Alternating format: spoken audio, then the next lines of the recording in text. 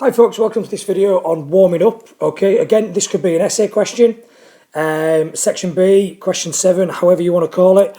Warming up, two ways they can ask for it, usually combined, how and why, okay? So the how is how do you set up and structure a warm-up, and the why is why you're doing it.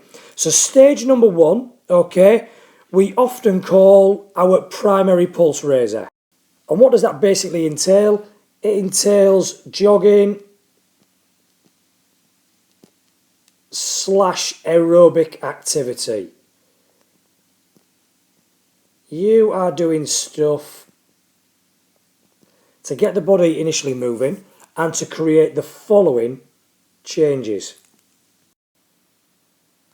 Sorry for squashing it all in again, but what you're seeing here is, use your common sense. Why are you warming up? To increase body temperature, okay? Upwards arrow meaning increase on these.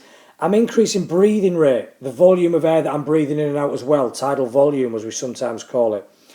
I'm also increasing oxygen delivery to the muscles and increasing blood flow. You might be thinking you've missed the obvious one, increasing heart rate. Do you know what? Put it down, but the last time this appeared on as an essay question, you didn't get credit for that.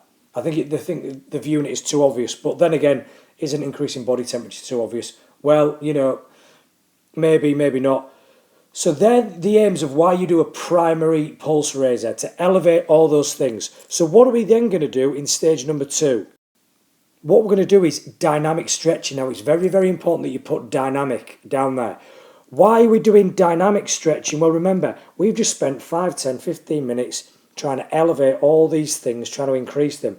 If you then stand still and do static stretching, they're all going to drop. So by doing dynamic stretching, you're going to keep moving, okay? What is any form of stretching going to do, but particularly this form of stretching, it's going to increase elasticity. It's going to make the muscles more elastic. That in turn, in theory, is going to decrease injury risk. Reduce my risk of getting an injury, okay? What else is stretching going to do? It's going to improve technique. And what we can put in brackets, ROM, range of movement around a joint. If I've got more range of movement around a joint, I've got better technique.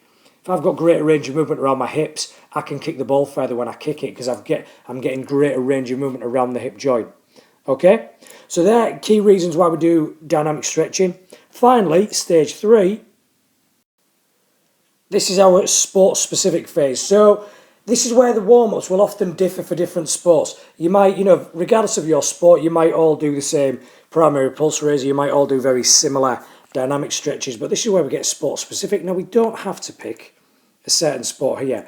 But what are we doing by doing sport-specific stuff? We are doing competition intensity.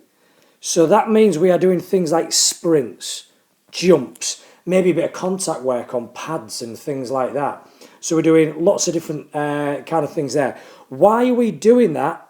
We are doing it to speed up reactions. Okay? We are doing it to increase decision making.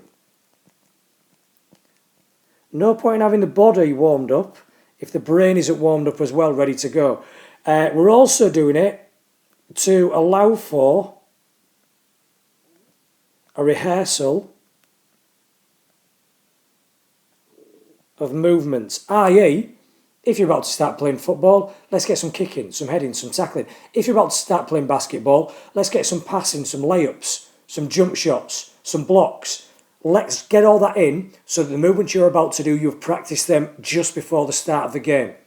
Now remember, if the question comes up on how and why do you warm up, you're looking to make minimum 7 points. But if you make all these points on here, naming the stages, saying what's involved in each stage, and then saying 3 reasons why you are doing each stage, you have absolutely cracked it. What you've got to be aware of is sometimes the examiner will put 1 or 2 of these things on the same line as each other in the mark scheme to make it a little bit more difficult. So, always give more answers than there are marks available. We call them insurance marks. It just ensures that you've maximised your chance of getting your grades. Okay? Good luck with it, folks.